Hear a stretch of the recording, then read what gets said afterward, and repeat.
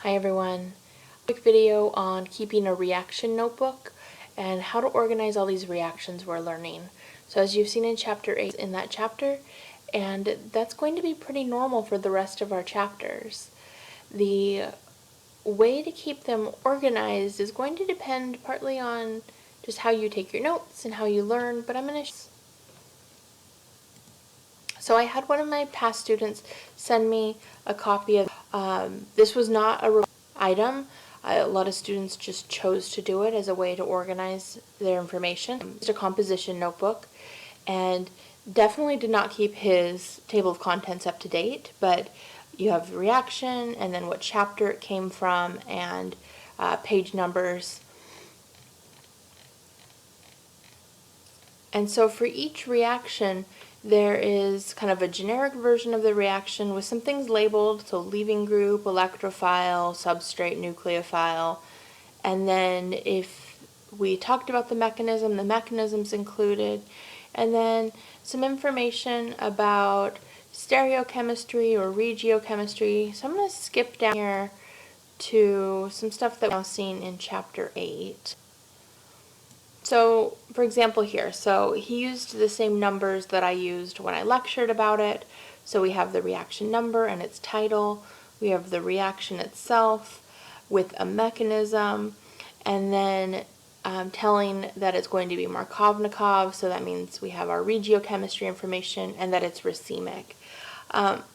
You guys know that I like to write in a lot of colors when I take notes on the board, so of course I would suggest using lots of colors as you do this and trying to keep things color coded. So for example, you have your HX here, so keeping those in the same colors as you draw out your reaction. I know you might be limited in your supplies since we're not going a lot of places right now, but try and do it in a way that will make you see exactly what's happening. So here's one option. Keeping a reaction notebook divided by possibly chapters. So the way that Marcelo did his is he just listed all the reactions in a chapter, just kind of one after another. I've definitely had students just do one reaction per page and kind of list all the information about it. But here's one option. Another option is to make a list. And so this is similar, but it's a little bit more compact. So you could kind of think of this as like one piece of paper per chapter. But we have the title over here, we have the reaction itself, we have information about regiochemistry and stereochemistry, and then any other notes you might need to add. So I definitely have a lot of students make almost like study sheets like this as they're getting ready to take a test, because it gives them all that information they need in one place. So let's see, I'm going to minimize this, and then this is essentially the same idea but in more of a map format. So we often call these reaction maps or reaction flowcharts, and we see these at the end of our textbooks. One thing I specifically like about this one is that it does have some color coding here. So we know where the chlorine and the oxygen are coming from, but it gives you that information. As you're doing these examples though, make sure that what you're starting with does have some asymmetry. So for example, we have one side with a hydrogen and one side with 2 carbons, so that will help emphasize if things are Markovnikov or not.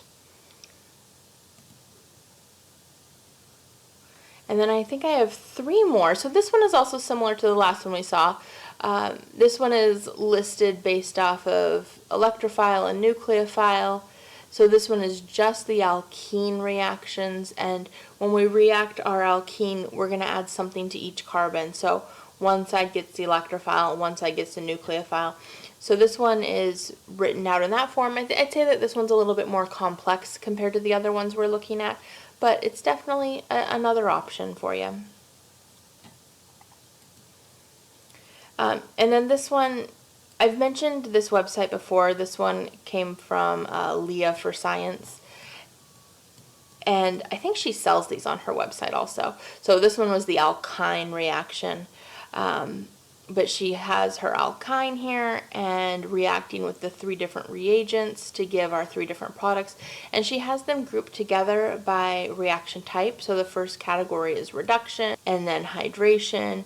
And again, she's telling in the notes here that it's Markovnikov, that it's an anti-addition, separating them into secondary versus primary, halogenation, ozonolysis, and then even like little tricks in here for herself to keep things organized. So another good way to just kind of keep your notes all together. And I also really like that Leah does hers with a lot of color coding. And then I think I have one more. Let's see if I have something else down here that I wanted to show you guys. Let's see, we talked about this one. Yes, we did talk about that one. Alright, so the last one is a little bit big, and it's a little bit kind of weird. But this is where I feel like all of your reactions should end up. So this is called a reaction roadmap. And so up here in the corner is the alkanes and haloalkanes and alkenes and epoxides. So the idea here, and this is a really good way to study when you're doing multi-step synthesis, but if you're given an alkene and you want to make an ester, you should be able to figure out a pathway to get there. Now, of course, we don't know this whole roadmap yet. We only know a very small corner of it. But we know how to go from alkenes to alcohols and alkenes to epoxides. And we know how to make ethers. So we know how to make kind of a corner of this. And then as we learn more reactions, you'll be able to fill more in.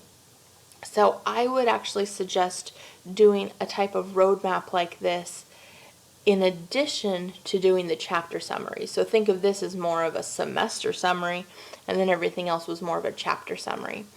And if you need a little bit more guidance on how to do these, how I found those images was I searched organic reaction summary, organic reaction study sheet, organic reaction cheat sheet, organic reaction roadmap, and it will help you. I highly suggest not copying what you see online, printing it out, because that's not going to help you learn it. What's going to help is if you create one yourself. So keep that in mind. Of course, flashcards are a really good way, especially if you can put them on a binder ring, just so you can keep them all together. But yeah, that is my suggestions for you today. All right,